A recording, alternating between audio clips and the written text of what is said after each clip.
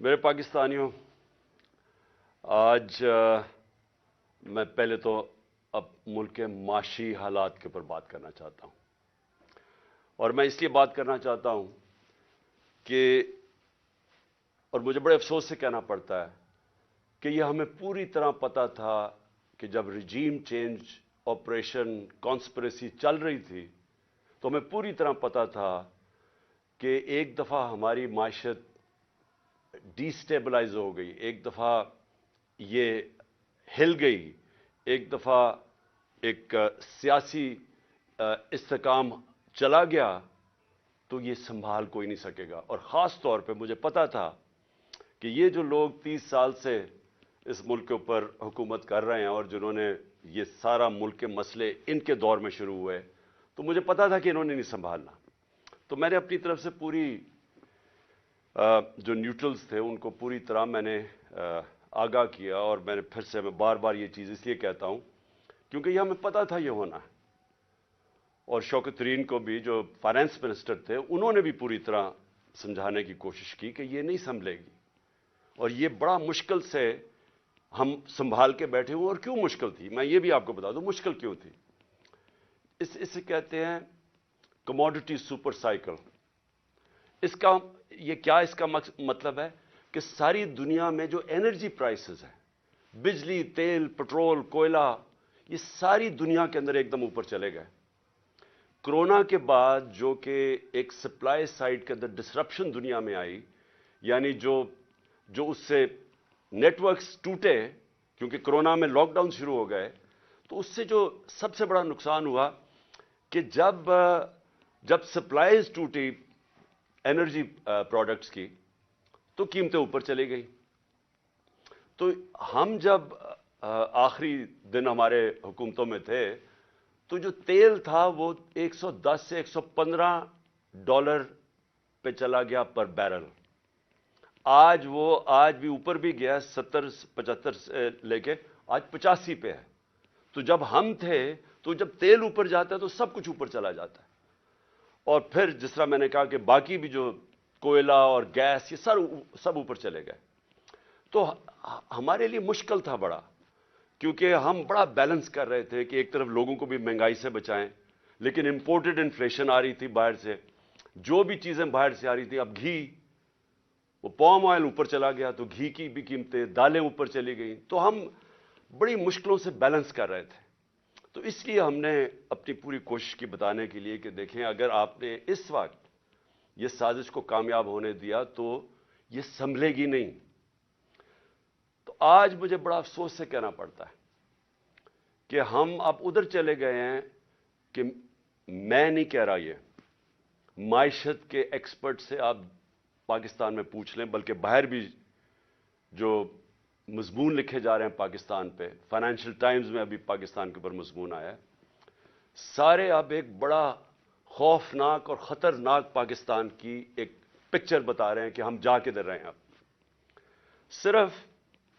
میں صرف آپ کو بتانا چاہتا ہوں کہ 2 دنوں میں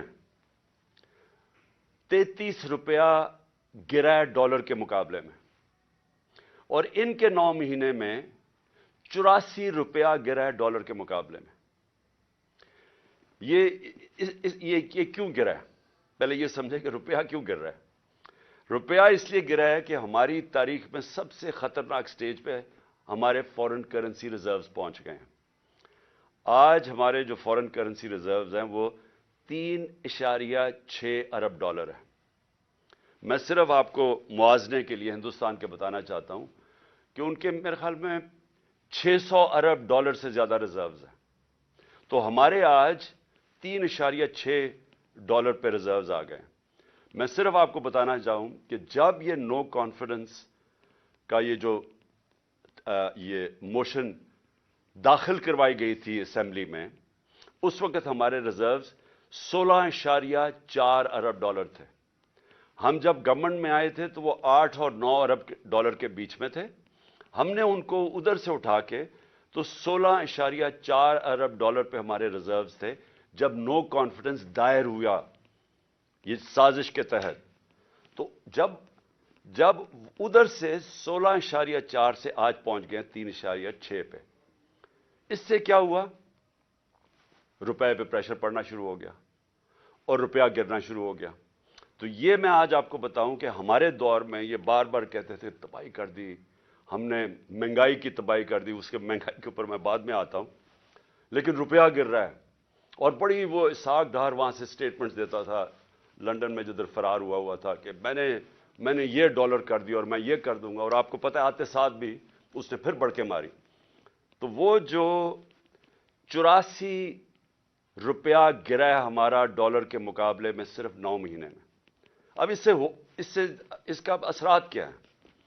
سب سے پہلے تو اس کے اثرات یہ ہیں کہ جو پاکستان میں رہنے والے ہیں، جن کا جینا مرنا پاکستان میں، جن کے روپے میں کماتے ہیں، جو تنخواہ دار ہیں اس ملک کے اندر، ان کے اوپر اب کیا اثر ہوا کہ اگر ان کے بینک میں پیسے پڑے ہوئے تھے تو ایک دم ان کے روپے کی قیمت گرنی شروع ہو گئی۔ یعنی جو روپیہ خریدتا تھا اس میں اب وہ کم چیزیں خرید سکے گا۔ لیکن جن کے پیسے باہر لنڈن میں اور آف شور اکاؤنٹس میں ڈالرز میں پڑے ہوئے ہیں، جنہوں نے بڑی محنت سے چوری کر کے پیسہ ملک سے باہر لے کے گئے ہیں، ان کی دولت میں اضافہ ہو رہا ہے۔ پاکستانیوں کی دولت میں کمی ہو رہی ہے، ان کی دولت اوپر جا رہی ہے۔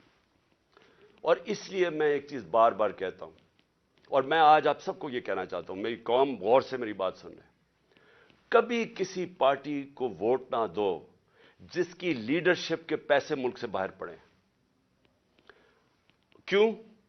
کیونکہ اب ان کو کیا فرق پڑ رہا ہے؟ مجھے بتائیں، جو اس وقت ملک کے اوپر مسلط ہے یہ زرداری اور شریف خاندان، ان کو کیا نقصان ہو رہا ہے؟ ان کے تو پیسے باہر پڑے ہیں، ان کے تو ہر یہاں سے جو پیسہ چوری کرتے تھے ہنڈی والے سے باہر ڈالرز میں، اور جب منگوانا ہو تو پھر کسی پاپڑ والے اور چینی والے کے نام پہ منگوا لیا فیک اکاؤنٹس پہ، اور وہی زرداری نے کیا فیک اکاؤنٹس میں۔ یہ تو پیسہ اپنا باہر بھیج دیتے ہیں، لانچوں میں ان کے ڈالرز باہر جاتے ہیں، جہاز جاتا تھا تو دبئی جاتا تھا یا باہر چلے جاتے تھے پیسے، ان کے تو باہر پیسے پڑے ہیں۔ تو اثر کس کو ہو رہا ہے؟ اثر ہماری طرح کے لوگ جو اپنا سب کچھ بیچ کے، جنہوں نے باہر کمائی کی تھی۔ میں نے جب لنڈن کا اپنا فلیٹ بیچا تھا تو میں جب اپنا روپے میں وہ پاؤنڈز کو روپے میں لے کے آیا تھا تو 90 روپے کا ایک پاؤنڈ تھا، آج 300 روپے کا پاؤنڈ ہے۔ تو ہم جو اس سے کیا ہوتا ہے؟ لوگ کیوں پاکستان میں پیسہ لے کے آئیں؟ لوگ باہر رکھیں، کیوں بیرون ملک پاکستانی اب پاکستان میں پیسہ لے کے آئیں؟ کیوں پاکستان میں سرمایہ کاری کریں جب روپیہ گرتا جا رہا ہے؟ وہ ڈالرز میں رکھیں تو ان کو نفع ہونا شروع ہو جاتا ہے۔ اس کے بہت دور کے نقصانات ہیں پاکستان کو۔ لیکن میں اب ذرا آپ کو اپنی قوم کو صرف بتانا چاہتا ہوں کہ آپ کے اوپر، اب میں خاص طور پہ پاکستان کے تنخواہ دار طبقے سے بات کر رہا ہوں، جو بھی مزدور ہے، دہاڑی دار ہے، پولیس والے ہیں، فوجی ہیں، بیوروکریٹس ہیں، جو تنخواہ پہ گزارا کرتے ہیں، آج آپ سب غور سے سن لیں کہ یہ رجیم چینج کے بعد آپ کے اوپر اب کیا اثرات اس کے آنے والے ہیں۔ پٹرول جب ہم تھے، میں پھر سے یاد کرا دوں کہ انٹرنیشنل مارکیٹ میں تیل اس وقت $110 کے ارد گرد جا رہا تھا، تھوڑا اوپر تھوڑا نیچے۔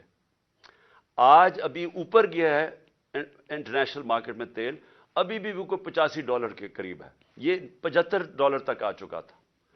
لیکن ہمارے وقت پہ کتنا لیٹر بک رہا تھا پٹرول اور ڈیزل؟ 150 روپے لیٹر ہمارے دور میں پٹرول تھا اور 145 روپے ڈیزل بک رہا تھا۔ آج جو پٹرول اور ڈیزل ہے وہ جب یہ روپیہ گرے گا تو روپے کی گرنے سے یہ اوپر چلا جائے گی اس کی قیمت۔ تو یہ اس کی قیمت اگر ٹیکسز مزید اور نہ لگائے گئے، 50 روپے لیٹر پٹرول اور 50 روپے لیٹر ڈیزل اوپر جائے گا یہ جو روپیہ گرا ہے۔ اس کے علاوہ میں چاہتا ہوں ذرا یہ آرام سے چیزیں سنیں آپ، کیونکہ آپ کو پتا ہونا چاہیے کہ آج ہم کھڑے کدھر ہیں اور یہ جب میں کہتا جا رہا تھا کہ ان کو نہ بلکہ الیکشنز کروا دو، وہ بہتر تھا بجائے کہ یہ لوگ پھر آئیں اور یہ جو صرف ان کا تو مقصد اپنی چوری، اپنے کرپشن کیسز ختم کرنے تھے اور وہ کر لیے انہوں نے. تو یہ عوام کے لیے تو آئے نہیں تھے. عوام کو تو یہ اب جو چھوڑ کے گئے ہیں اب آپ کے سامنے. جب ہم تھے، ہم چھوڑ کے گئے تھے تو 12% تھی مہنگائی، انفلیشن، جس کو سی پی آئی کہتے ہیں. کنزیومر پرائس انڈیکس اس وقت 12% تھی. آج وہ 35% پہ جائے گی. یہ جو اب روپیہ گرا ہے اس سے اب یہ جائے گی 35% کے اوپر. اور جو دوسری ایک اور جس کو کہتے ہیں سینسٹیو پرائس انڈیکس، وہ ہوتا ہے، وہ مہنگائی وہ چیزیں ہوتی ہیں جو لوگوں کے استعمال میں، کھانے پینے کی چیزیں، بجلی، گیس، جو عام لوگوں کو افیکٹ کرتی ہیں. وہ ہمارے دور میں ہم 16 روپے چھوڑ کے گئے تھے. اور یہ یاد رکھیں تب قیمتیں سب سے اوپر تھی ساری. یہ جو گھی کی امپورٹس تھیں، یہ ایڈیبل آئل، یہ سب سے اوپر تھا. تو ہم اس پیک کے اوپر تھے تو تب وہ 16% تھی. یہ اب جائے گی 45 سے 50%. یعنی پاکستان کی تاریخ کے اندر یہ سب سے زیادہ مہنگائی ہوگی. اور جو چیزیں امپیکٹ ہو. اچھا، اسی دور میں صرف آپ کو بتا دوں، ہمارے دور میں 12% مہنگائی تھی. اس وقت ہندوستان میں 7% تھی. آج پاکستان میں 35% پہ چلی گئی ہے، ہندوستان میں 6% آ گئی ہے. تو وہاں مہنگائی کم ہوئی ہے. کیوں مہنگائی کم ہوئی ہے؟ کیونکہ انٹرنیشنل یہ جو کموڈیٹی سپر سائیکل ہے، قیمتیں نیچے آ گئی ہیں. تو وہاں 7 سے 6% آ گئی ہے، ہمارا 12 سے 35% پہ گئی ہے. تو سارے جو تنخواہ دار طبقے ہیں، آپ سوچ لیں کہ جب 35% مہنگائی ہوگی، آ گئی. مشکل وقت تھا ہمارے دور میں بھی، کرونا کا، انٹرنیشنل جو امپورٹڈ انفلیشن تھی اس کے ہمارے کنٹرول میں نہیں تھی. تو تب وہ سارے اوپر تھے. تو اب تو وہ نیچے آ رہے ہیں، لیکن پاکستان کے اندر آج مہنگائی بڑھتی جا رہی ہے. اور پھر سے جو تنخواہ دار طبقہ ہے وہ سب سے زیادہ اس سے متاثر ہوگا. جو میں عام آدمی کی اب بات کرتا ہوں، میں باقی لمبی چیزوں کے اوپر نہیں جاتا، لیکن میں صرف ایک عام آدمی جس کی بنیادی ضروریات آٹا ہے. ایک عام گھرانہ ہے جو ہم نے اندازہ لگایا ہے کہ ایک عام گھر ہے، اس کے اوپر جو اب آٹے کا خرچہ آئے گا، کیونکہ ہمارے دور میں آٹا تھا، آٹا گیا ہمارا 60 روپے اور آج وہ گیا 150 روپے پہ. یعنی تقریباً 2.5 گنا سے بھی تھوڑا زیادہ. تو آٹا جو عام لوگ، ایک ہم نے اندازہ لگایا اب 18,000 روپیہ صرف ایک گھر صرف روٹی لینے پہ خرچ کرے گا. تو کمائی صرف جائے گی ان کی، جو بھی پیسہ کمائیں گے 18,000 روپے ادھر. جو عام آدمی استعمال کرتا ہے پیاز، ہمارے دور میں 44 روپے کلو تھا، آج وہ چلا گیا 230 روپے کلو. تو اگر روٹی آ بھی گئی تو اس کے لیے پیاز کے لیے آپ کے سامنے، اور مرغی دگنی ہو گئی. اب بجلی پہ آ جائیں.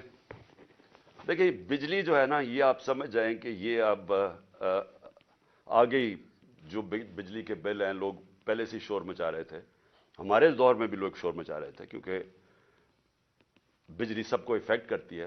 تو ہمارے 16 روپے یونٹ بجلی تھی تب، آج 36 روپے یونٹ ہے.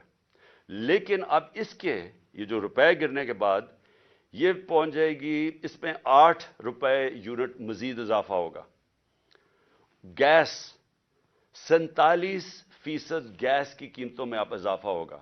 اور ایک یہ سوچ رہے ہیں، ان کو کہا جا رہا ہے کہ آپ پچھلی جولائی سے گیس کی قیمتیں وصول کریں، 47% بڑھا کے ان کو وصول کریں.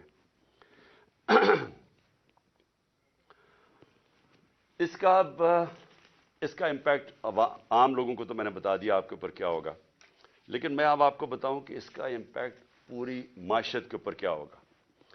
سب سے بڑا اس کے اوپر امپیکٹ ہوگا پاکستان کی گروتھ ریٹ. یعنی جو دولت میں اضافہ ہوتا ہے، جس کو گروتھ کہتے ہیں دولت میں، وہ اس پہلے گر رہا تھا. انڈسٹری بند ہو رہی تھی، کسان متاثر تھا.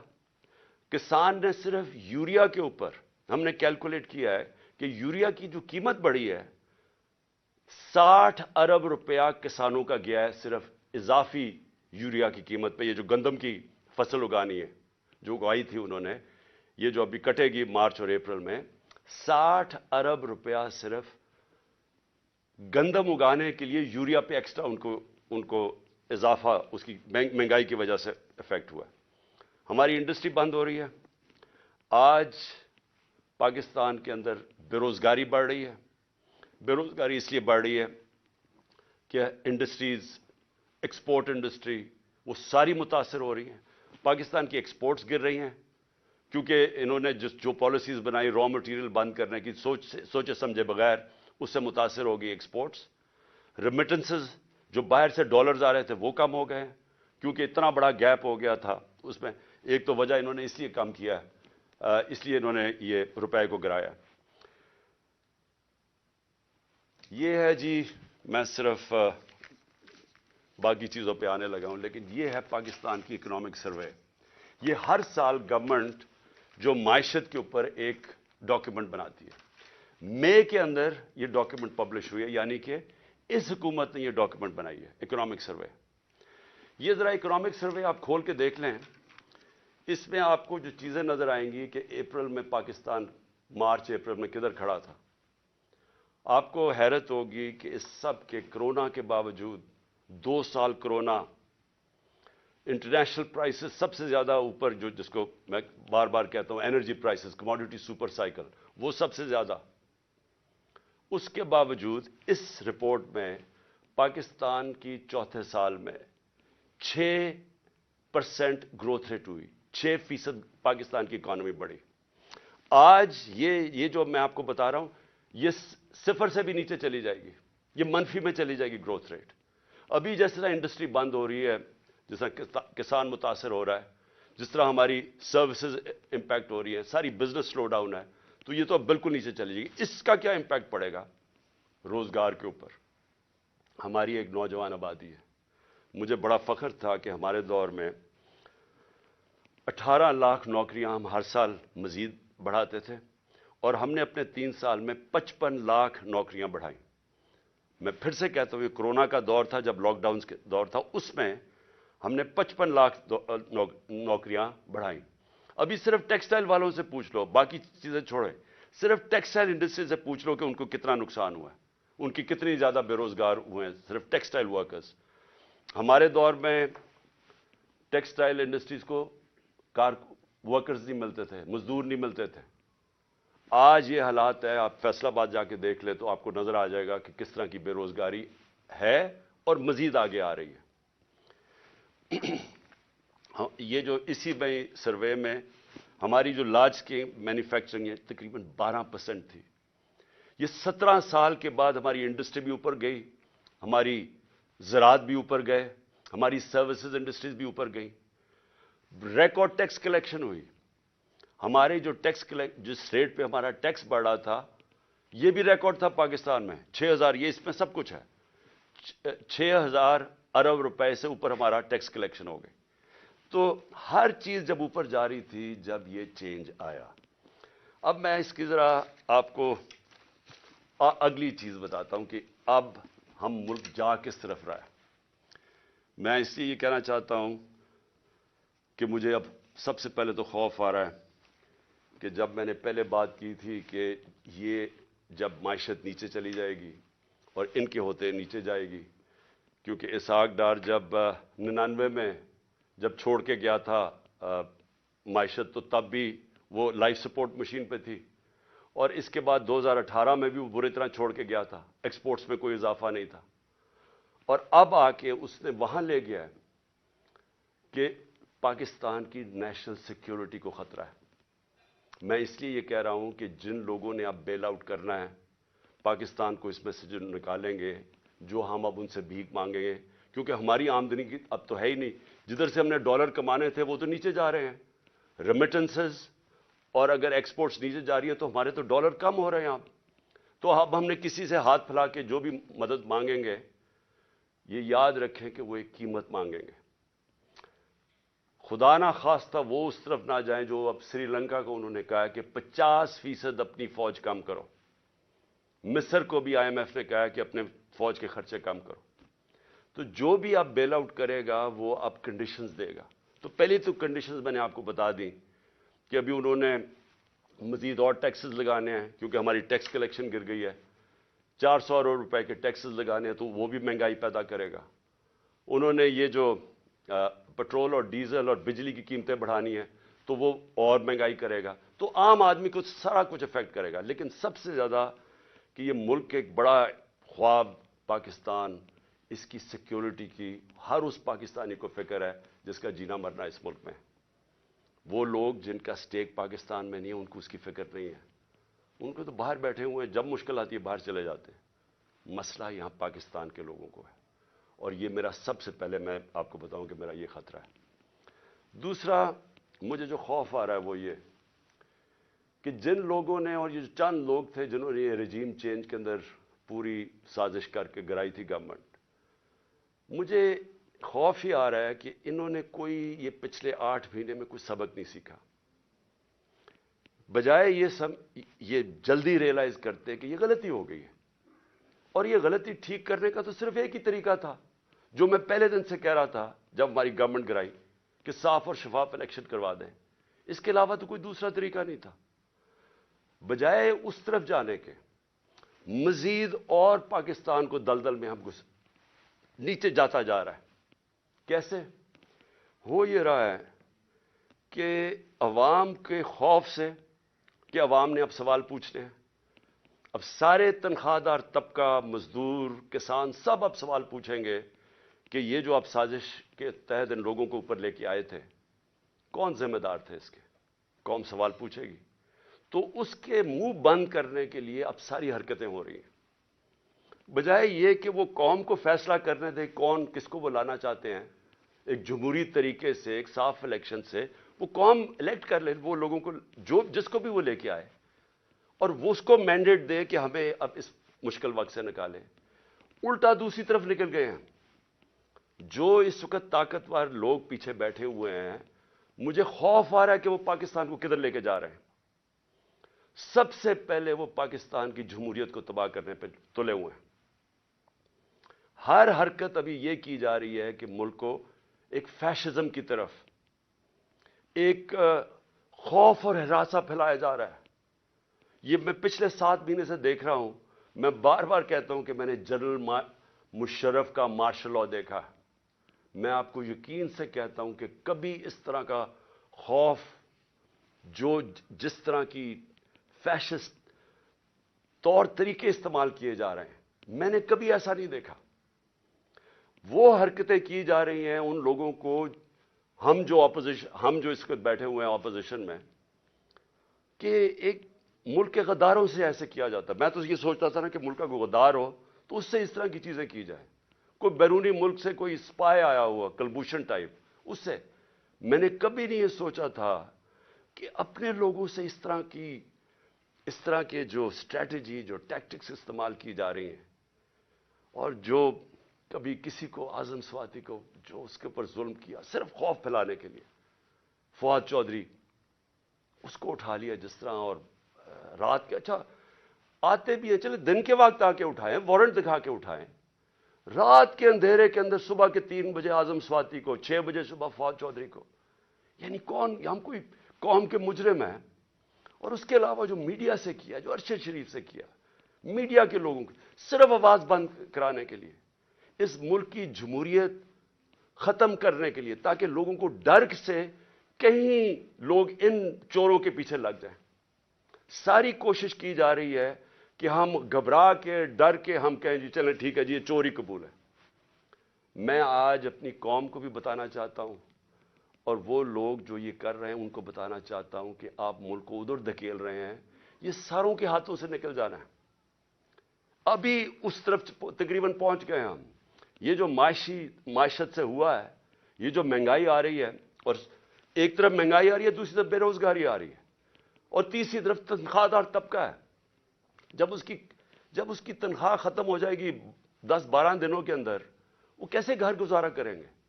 تو یہ تو بھی آواز اٹھنے والی ہے اس قوم کے اندر.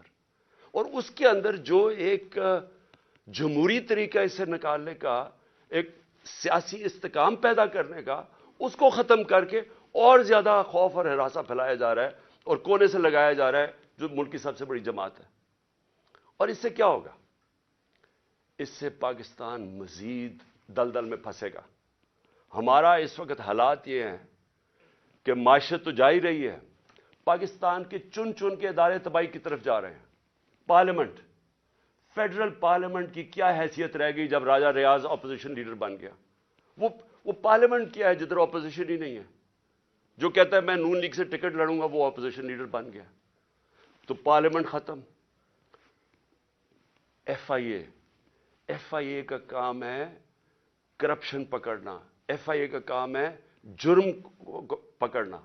ایف آئی اے کو صرف شہباز شریف کو وہ منظور چپڑاسی اور وہ جو 16 ارب روپے کی ان کی چوری پکڑی تھی، اس کو مٹانے کے لیے، اس کو دبانے کے لیے ساری ایف آئی اے تباہ کر دی ہے. ایف آئی اے میں اپنے وہ چمچے ڈال دیے. ان سے کیا کر رہے ہیں کہ انتقامی کارروائی شروع کروا دی ہے ہر ایک کے اوپر. کہ میرے اوپر 70 کیسز کیے ہوئے ہیں، 70 ایف آئی آرز ہیں میرے پہ. ساری ٹاپ لیڈر جس سے ڈر لگتا ہے اس کو پکڑ لیتے ہیں، اس کے اوپر ایف آئی آر کاٹ دیتے ہیں. تو یہ کیا، اس سے کیا ہمارے منہ بند ہو جائیں گے؟ اس سے کیا ملک ٹھیک ہو جائے گا؟ ایف آئی اے، نیب جس نے ہمارے دور میں 480 ارب روپیہ ریکور کیا تھا 3.5 سالوں میں ملک کے لیے، 480 ارب روپیہ. آج 1100 ارب روپیہ جو نیب نے ریکور کرنا تھا وہ معاف کروا دیا چوروں کا، اور نیب کو پھر استعمال کر رہے ہیں. خیر وہ تو ٹوتھ لیس باڈی ہے، اس کے تو اپنی چوری بچانے کے لیے اس کو بھی ختم کر دیا ہے. یعنی لائسنس دے دیا ہے پاکستان میں وائٹ کالر کرائم کو. آج طاقتور اب چوری کرے گا جو ملک سے پیسہ باہر بھجوا دیتا ہے. نیب کی کوئی اب طاقت نہیں رہے گی اس کو پکڑنے کے لیے، صرف چھوٹے چور اب پکڑے جائیں گے. ہماری عدلیہ، ہمارا انصاف کا نظام، اس کے اوپر جتنا پریشر ڈالا ہوا ہے، اور صرف پریشر کس لیے ڈالا ہوا ہے کہ رول آف لا کے لیے نہیں، رول آف لا نہ آئے اس کے لیے پریشر ڈالا ہوا ہے. اور ہمارے سامنے ابھی یہ جو کیئر ٹیکر گورنمنٹ بنی ہے، میں اس کے اوپر آنا چاہتا ہوں کہ پہلے تو قوم کو سمجھ آنی چاہیے کہ کیئر ٹیکر گورنمنٹ کا مطلب ہی ہوتا ہے نیوٹرل امپائر. یہ لے کے کیئر ٹیکر گورنمنٹ اس لیے آئے تھے کہ کسی کو یہ خوف تھا کہ جی جو سٹنگ پارٹی الیکشن کروائے گی وہ صاف اور شفاف الیکشن نہیں کروائے گی، اور اس لیے کیئر ٹیکر گورنمنٹ کا آئیڈیا آیا.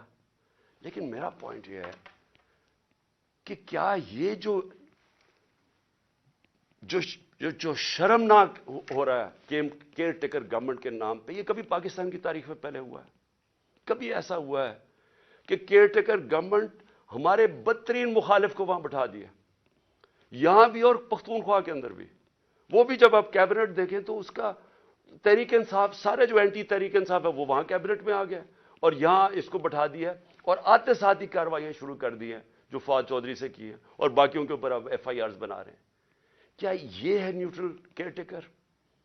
یعنی کوئی قوم کو اتنا بیوقوف سمجھا ہوا ہے کہ آپ ایک طرف نیوٹرل امپائر کھڑا کر رہے ہیں اور بدترین ہمارے مخالف یہاں کھڑے کر دیے لا کے. اور پھر کیئر ٹیکر گورنمنٹ کیا کرتی ہے؟ میں ایک کیس صرف بتانا چاہتا ہوں، یہ جو جے آئی ٹی کا. اب جے آئی ٹی بنی تھی، میں پہلے بھی اس کے اوپر بات کر چکا ہوں. یہ بنی تھی جو میرے اوپر حملہ ہوا، جو مجھے قتل کرنے کی طاقتور لوگوں نے جو سازش کی، اور جو میں ابھی بھی میری ٹانگ اس سے ریکور کر رہی ہے، میری ہڈی پوری طرح نہیں ابھی تک جڑی. تو وہ کیئر ٹیکر گورنمنٹ تو بننا چاہیے تھا ان کو کہ صرف الیکشن کروانے کے لیے. اس نے آتے ساتھ ہی پہلے تو انتقامی کارروائی شروع کی، جو آن گوئنگ سکیمز وہ ختم کر دی ہماری، سب غیر قانونی. جو ڈپارٹمنٹس کے ہیڈ لگے ہوئے تھے، جو نان پولیٹیکل لوگ تھے، ان کو ہٹانا شروع کر دیا. اور جو جے آئی ٹی ہے، جے آئی ٹی کو بند کر دیا. اب پروونشل جے آئی ٹی نے فائنڈنگز کی ہوئی تھی کہ ایک نہیں تھا، 3 شوٹر تھے. 2 جو ڈی پی او گجرات تھا اور جو سی ٹی ڈی کا ایس ایس پی تھا، ان دونوں نے پروونس کی جے آئی ٹی کی پروونس کی پولیس نے منع کر دیا کہ جی ہم اپنے فون بھی نہیں دکھاتے جن سے انہوں نے تصویریں لی تھی، اس کا ویڈیو بنائی تھی جو شوٹر تھا ندیم. اور جب انہوں نے یہ ثابت کر دیا 3 شوٹر ہیں، تو وہ ساری جو پورا بنایا ہوا تھا طاقتور لوگوں نے بیانیہ وہ ختم ہو گیا. تو یہ ضروری تھا کہ طاقتور لوگ سب سے پہلے جو اس حکومت کے پیچھے ہیں کہ جے آئی ٹی کو ختم کریں. اب جے آئی ٹی کا جو انہوں نے ایک اینٹی کرپشن کا آدمی لے کے آئے ندیم سرور, اس نے کیا کیا ہے, اس نے آتے ساتھ ہی سسپینڈ کر دیا جو انویسٹیگیٹنگ آفیسر تھا, اور سارا جو جے آئی ٹی کا ریکارڈ ہے وہ سیل کر دیا. کس چیز کا ڈر ہے؟ میں یہ سوال پوچھتا ہوں کہ اگر کسی نے کوئی غلط کام نہیں کیا تو ان کو ڈر کس چیز کا ہے؟ آخر ایک سب سے بڑی پارٹی کے ہیڈ ایکس پرائم منسٹر کو قتل کرنے کی کوشش کی گئی ہے, یہ انویسٹیگیشن کیوں بند کی جا رہی ہے؟ آپ چیلنج کر سکتے ہیں بعد میں, جب جے آئی ٹی کا رزلٹ آئے تو عدالت میں پیش ہو رہا ہے, تو اس کے اوپر پوری دوسری طرف کی سائڈ کی آ سکتی ہے, لیکن انویسٹیگیشن کیوں بند کر رہے ہیں؟ کیوں اتنا خوف زدہ ہے؟ اور میں آج اپنی ساری قوم کو یہ بتانا چاہتا ہوں کہ دیکھیں, مجھے جب پہلی دفعہ پتا چلا جب ہماری گورنمنٹ ہٹائی گئی, تو مجھے پتا چلا کہ مجھے قتل کرنے کی سازش ہوئی ہے. میں نے ویڈیو بنا کے باہر بھیج دی. 4 لوگ تھے بند کمروں میں جنہوں نے فیصلہ کیا مجھے قتل کرنے کا, اور میں نے بتا دیا, اور پبلک جلسے میں بتایا کہ یہ میں نے کر دیا, اور اگر مجھے کچھ ہوگا تو یہ ویڈیو ریلیز ہو جائے گی. اس کی وجہ سے وہ پیچھے ہٹ گئے. اگلا انہوں نے پلان بی بنایا, دینی انتہا پسند کے نام پہ مجھے قتل کیا جائے. وہ بھی مجھے پتا چل گیا. میں نے تب جا کے 2 پبلک جلسوں کے اندر بتایا کہ یہ کرنے لگے ہیں. پہلے انہوں نے ویڈیو بنائی, پھر میرے اوپر پوری سازش کی, پوری کیمپین بنائی کہ جی اس نے توہین کر دیا مذہب کی. وہ پوری سازش چلی, اور اس کے بعد میں نے پہلے بتایا, اور پھر انہوں نے تقریباً کامیاب ہو گئے تھے. تو اللہ کا کرم ہے, بچانے والا, زندگی دینے والا. اب یہ تیسرا پلان سی بنا ہے. آصف زرداری اس کے پیچھے ہے. کرپشن کا پیسہ اس کے پاس بے تحاشا ہے. سندھ حکومت سے یہ باقاعدہ, سندھ حکومت سے جو پیسہ لوٹتا ہے وہ یا الیکشن کے اوپر لگا دیتا ہے, یا سینٹ کے الیکشن میں ایم پیز کو خریدنے پہ لگا دیتا ہے. جو بھی الیکشن آزاد کشمیر کا, گلگت بلتستان, بے تحاشا پیسہ پھینکتا ہے, کیونکہ چوری کا پیسہ ہے. یہ پیسہ اس نے لگایا ہے ایک دہشت گرد تنظیم کو, اس نے پیسہ دیا ہے. سہولت کار اس میں طاقتور ایجنسی کے لوگ ہیں جو یہ مل کے 3 طرف یہ فیصلہ ہوا ہے, اور انہوں نے اگلی واردات کرنی ہے. میں آج اپنی قوم کو بتا رہا ہوں, اور میں اس لیے بتا رہا ہوں کہ میں جو نام میں نے دیے ہیں وہی نام وہ بھی آئیں گے, اور آصف زرداری کے علاوہ. تو میں اس لیے یہ کر رہا ہوں کہ زندگی موت تو اللہ کے ہاتھ میں ہے. میں نے تو نکلنا ہے, جیسے میں ٹھیک ہوں گا. میں نے تو اب الیکشن کیمپین پہ نکل جوں گا, نہیں تو ویسے کیمپین پہ نکلوں گا. لیکن میں تو بند میں نہیں ہوں گا, لیکن مجھے کچھ ہوا تو ساری قوم کو پتا ہونا چاہیے کہ کون لوگ تھے جنہوں نے یہ کروایا, تاکہ میری قوم ان کو معاف نہ کرے, یہ انجوائے نہ کر سکے اس کے بعد زندگی. تو میں اس لیے ان کے نام لکھیں. لیکن میں اور اب آخر میں جو چیز کہنا چاہتا ہوں, یہ دیکھیں اس وقت جو سب سے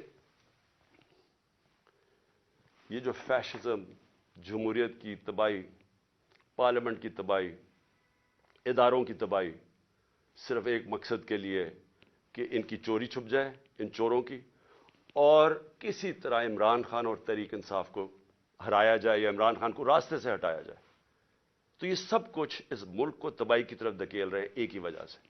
خوف یہ ہے کہ کہیں پتہ نہ چل جائے کہ جو اصل سازش کی, یہ جن لوگوں نے یہ جو سب کچھ کیا ہے, وہ اس کو بچانے کے لیے اب یہ ساری ایک غلطی کر کے بجائے وہ غلطی ٹھیک کریں, مزید اور غلطیاں ہوتی جا رہی ہیں. میں جو آخر میں اپنی عدلیہ سے اور اپنی عوام سے 2 چیزیں کہنا چاہتا ہوں. اپنی عدلیہ سے, ساری قوم آپ کی طرف دیکھ رہی ہے. یہ پاکستان کے ڈیفائننگ مومنٹس ہیں. یہ وہ ایک قوم کی تاریخ میں فیصلہ کن وقت آ جاتا ہے جب ہر کوئی بے نقاب ہو جاتا ہے. یہ 8-9 مہینے کے اندر بہت لوگ بے نقاب ہوئے ہیں. وہ لوگ جو صحافت میں تھے, جو اداروں میں بیٹھے ہوئے تھے, سیاستدان, سب بے نقاب ہو گئے. سب سے پہلے تو یہ شکر ہے قوم کو پتہ چل گیا کہ اسحاق ڈار اور شہباز شریف, وہ پنجاب سپیڈ اصل میں کیا تھی وہ اشتہاروں میں تھی, اور اسحاق ڈار کتنا بڑا جینیس وہ سب کو پتہ چل گیا. لیکن اس وقت یہ عدلیہ کا بہت بڑا امتحان ہے. ہم سب آپ کی طرف دیکھ رہے ہیں. یہ ٹائم ہے آپ کو اس ملک کی جمہوریت اور ہمارے فنڈامنٹل رائٹس کو بچانا.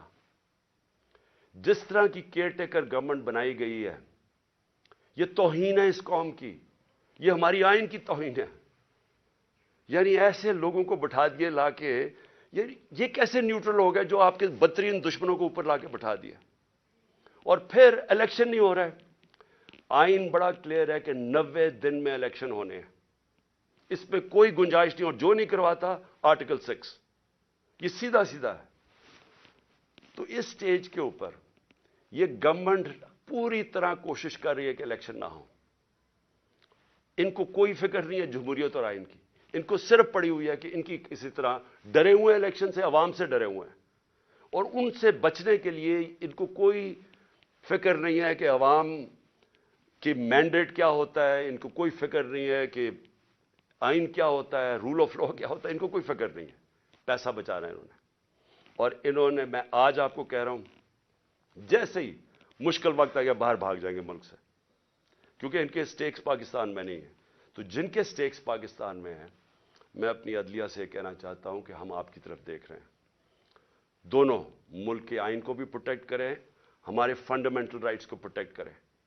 اگر آپ اس وقت نہیں کریں گے تو یہ ڈسینڈ ہو رہا ہے, تقریباً بنانا ریپبلک کی طرف چلا گیا, جو جس طرح کی 7 مہینے میں نے پاکستان میں حرکتیں دیکھی, بنانا ریپبلک کی طرف تقریباً پہنچ گیا. اور دوسرا میں اپنی عوام کو کہنا چاہتا ہوں کہ دیکھیں, آپ کے لیے یہ اب ایک فائنل آزادی کی جنگ ہے, حقیقی آزادی کی. اس وقت خوف پھیلایا جا رہا ہے کہ جی فلانے کو پکڑ لیں گے, یہ پکڑ لیں گے, جو بھی کر دیں گے. دیکھیں, یہ جو خوف کی غلامی ہے یہ بدترین غلامی ہے. سارے دنیا کے فرعون جو آئے ہیں وہ خوف کی وجہ سے لوگوں کو غلام بناتے تھے, اور جب بھی خوف کا بت ٹوٹتا تھا لوگ آزاد ہو جاتے تھے. لیکن لوگوں کو جدوجہد کرنی پڑتی ہے, گھر بیٹھے بیٹھے آزادی نہیں ملتی. آپ کو سب کو تیار ہونا پڑے گا جدوجہد کرنے کا. میں آپ کو اپنی طرف سے بتا دوں کہ جب تک میں زندہ ہوں, میں اس سسٹم کا, کرپٹ سسٹم کا, ان چوروں کا, جو بھی مجھے غلام بنانے کی کوشش کرے گا, میں اپنی ملک کی اور اپنی آزادی کے لیے لڑوں گا, آخری سانس اور آخری گیند تک لڑوں گا. لیکن میں اپنی قوم کو آج کہنا چاہتا ہوں کہ دیکھیں, تاریخ کے اندر یہ کبھی کبھی ایسے وقت آتے ہیں کہ آپ اپنے آپ کو آزاد کر لیں. آپ اگر اس کو چپ کر کے بیٹھ گئے, اور جس طرح کا یہ ظلم کا نظام بنتا جا رہا ہے اور مزید ظلم بڑھتے جائیں گے, جس طرح ٹائم گزرے گا انہوں نے اور زیادہ ظلم کے ذریعے آپ کو غلام بنانا ہے. جس طرح آپ اپنی آزادی کے لیے اور اپنے حقوق کے لیے کھڑے ہوتے جائیں گے, اللہ کی مدد آپ کے اوپر آئے گی. جہاد ہے ہی انصاف کے لیے جدوجہد کرنا, اس کو جہاد کہتے ہیں, اور یہ اللہ نے ہمارے پہ سب پہ فرض کیا ہے. تو میں یہاں آپ سب کو آج اپیل کر رہا ہوں آپ کے لیے کہ آپ نے آنے والے دنوں میں جس طرح کہ یہ ہمیں کوشش کر رہے ہیں کہ عوام کی آواز بند کرنے کی, ہمیں غلام بنانے کی, آپ نے جدوجہد کے لیے تیار رہنا ہے. میں انشاءاللہ پھر سے آپ کو بتا دوں کہ میں اس کے لیے پوری طرح تیار ہوں. میں آخری دم تک کھڑا ہوں گا, اور آپ نے اس ملک کے مستقبل کو بچانے کے لیے آپ نے کھڑے ہونا ہے. معیشت کا آپ نے دیکھ لیا حالات, آپ نے دیکھ لیے کہ یہ جس طرح کی مہنگائی, 50 سال میں ایسی مہنگائی نہیں آئی جو اب آئی ہے, اور مزید ابھی اور آگے آئے گی. اور یہ صرف یہ سمجھ رہے ہیں کہ اگر آپ کو ڈرا دھمکا دیں گے اور میڈیا کے پیسے دے کے لوگوں کو, چند لوگوں کو اپنے ساتھ ملا کے, تو اس طرح بھیڑ بکریوں کی طرح آپ کو دبا دیں گے, یہ اس کے پر امید لگا کے بیٹھے ہیں. انسان کے حقوق ہوتے ہیں, جانوروں کے حقوق نہیں ہوتے. انسان اگر اپنے حقوق کے لیے نہیں کھڑا ہوتا تو وہ جنگل کا قانون بن جاتا ہے اور وہ جانوروں کا نظام آ جاتا ہے. تو مجھے امید ہے کہ میں آپ تیار رہیں. آنے والے دنوں میں اگر انہوں نے ہمارے پہ ظلم کیا, ہم سب کھڑے ہوں گے, میں آپ کے ساتھ کھڑا ہوں گا. چند ہفتے, زیادہ سے زیادہ 2 ہفتے انشاءاللہ میں کھڑا ہو جاؤں گا, اور میں انشاءاللہ پھر نکلوں گا. پاکستان زندہ باد.